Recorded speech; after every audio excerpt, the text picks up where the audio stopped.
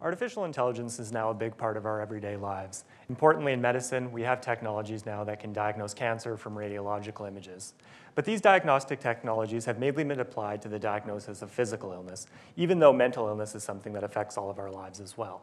And the reason for this is because psychological diagnosis depends not on an analysis of physical symptoms, but rather on understanding and interpreting the language that people use to describe their thoughts and their emotions. It's the words that we use that are a window into our human nature and our mental lives and our mental health. Now today, more and more of the words that we use in the conversations and interactions we have are online through our devices like our phones and our computers. So if we want to have artificial intelligence that can not only diagnose physical illness, but mental illness as well, we need to build smart machines that can understand the language we use where we're actually using it. And this is the problem that I've solved. So for my thesis, I've designed and developed an artificially intelligent diagnostic technology that can accurately diagnose people's mental health by looking at the language that they use. Now, this system isn't just looking for specific keywords, but rather it generates an abstract representation of the language people use to describe their thoughts and their emotions. The system also isn't just a black box. It doesn't just take in language, do some stuff to it we don't really understand, and then spit out a diagnosis. But rather, the system identifies key passages of language that are particularly diagnostic. So it finds reasons for its diagnosis.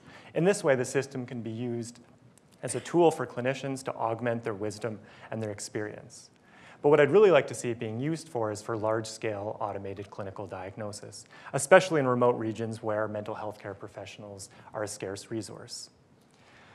Now, in the most general sense, what's interesting about it is this system is that it shows that even though computers don't share our natural human language with us, if we take the right approach in developing them, we can build these systems to understand our language and our thoughts and our emotions well enough to actually diagnose our mental health so that people can get the care and the treatment that they might need. Now, others are working on this problem as well.